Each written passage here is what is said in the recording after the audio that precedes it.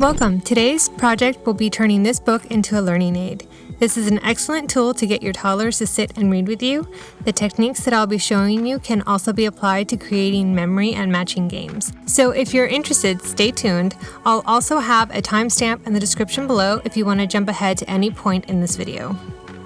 Keep in mind when you're doing this project, your book is not going to close all the way. Since it has lamination and Velcro on it, it's going to be a little bit open. Before we get started, I want to give you a few tips. First of all, I only picked one image, whether it be on the right or left side of the page. I didn't pick any images that were on the fold line or on the edge of the page. Now here's an example of an illustration I would avoid picking.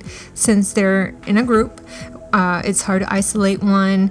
Another one's on the fold and this one's on the edge. I would avoid this page altogether.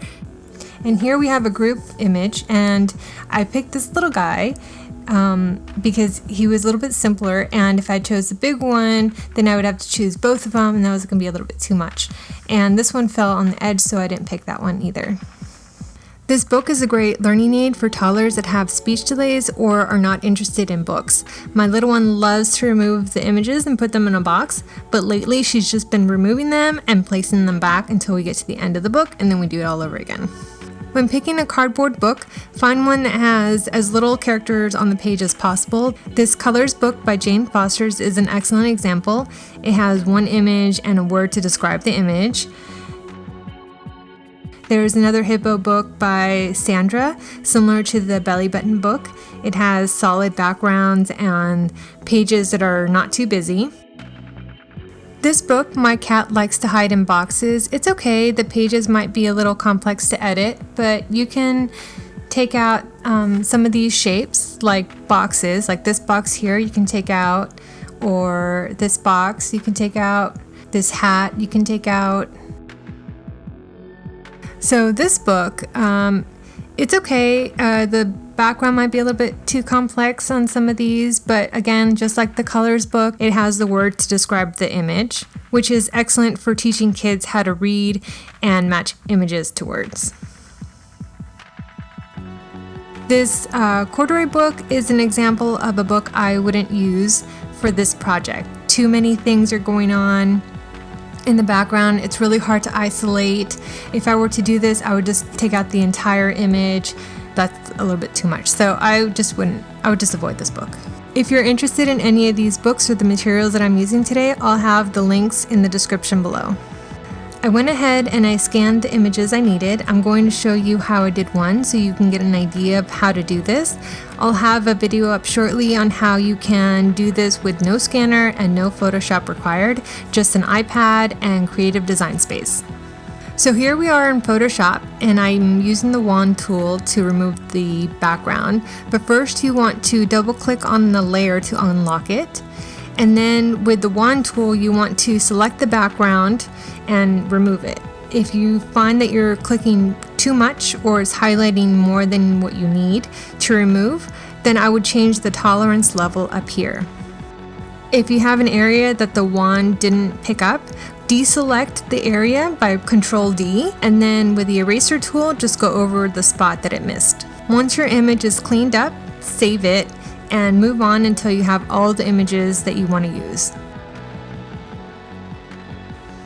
Here I'm going to change the resolution to 200 dpi. When I do this, it tends to change the width and height, so I take note of the width, and after I change the resolution, I change it back to what it was originally. Now I'm going to change the canvas size to 7.5 by 10 and add some registration marks on the top and bottom corners. This will help us later on when we're in Cricut Design Space. Since this is not an SVG file, it will automatically change the size, and we want to keep it at 7.5 by 10. I used the square marquee tool to create a 1/4-inch square and filled it in with black, and then I went ahead and I did the same to the lower right hand corner of this canvas. Okay, the fun bit, arranging your images on one page. I had to make 3 pages for this book. I just added a layer with a solid background to see it better. You're not going to use this layer at all, so it doesn't matter what color. Using the wand tool, click on an empty space.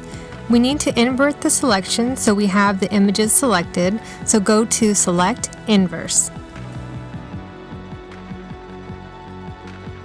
Then you'll go back to Select, Modify, Expand, and type in 2. And then I'm going to create a new layer and name it Cut, and using the Paint tool, click on one of the images. It will automatically fill the rest of them in. This step will add a thicker outline around the images, however you can skip the step if you wish. I'm repeating the previous step by going to Select, Modify, Expand, and typing in the number 4 this time. And then I'm going to create a new layer and name it Print. The last layer will be the lamination layer, so I just named it Lam for short, and then when I went to Select, Modify, Expand, I just typed in the number 7. If you wanted it thicker, you can type in 10. It's up to you. Note that I didn't deselect my images at any point. If you accidentally did, just follow the first step in this process. Okay, you're going to want to save 2 files. One's going to be a cut, and the other one's going to be a lamination, and they're both going to be PNG files. To save the cut file, hide all of the layers except for the registration marks and the cut layer. And then for the lamination, you're going to hide all of the layers except for the registration marks and the lam layer.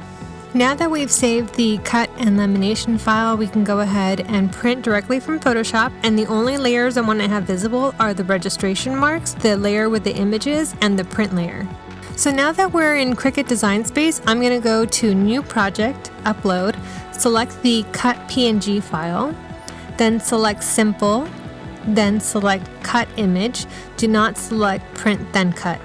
Okay, so I imported 2 images, and Cricut Design Space likes to stagger them, so I'm just going to align them together and then move them both to the 0, point on the canvas. And then I also see that the measurements are off, so I'm going to go ahead and fix it by entering the height as 10, and then it's going to auto-correct the width. And then I'm going to save my work. Okay, here's the trick.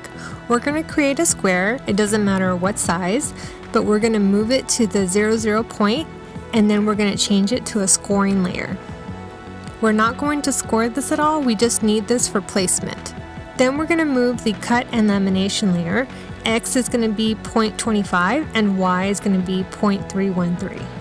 So what I did is I got this square and I attached it to my cut layer, page 1, and I cut it, and I came back and I detached it and I attached it to my cut layer, page 2, and then I cut it. And then I did the same process for the lamination layers. What I would recommend would be to duplicate this layer, make sure that it's at 0, point, and I would attach it to each layer. So each layer would have a square attached to it. When you finish cutting, try to keep the paper intact because you're going to need this. Also, I cut multiple pages, and on the last page that I cut, I left the registration marks on the mat, and that's going to help you align your lamination to your mat later on. When you're ready to laminate, place the paper with the cutouts on the table and some tape to keep it from moving. Then place the lamination sheet over it and tape it to the table as well. Here I'm just using some double-sided tape to keep the images from moving when I run it through the lamination machine.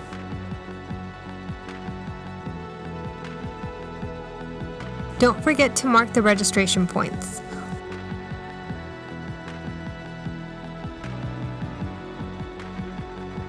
Once it's laminated, place it back on the cutting mat, lining up the registration marks. This step is optional, but I used a leather press roller. Cricut has a similar tool, but any roller press will work. I didn't find a lamination setting, so I just used the cardstock and it cut perfectly.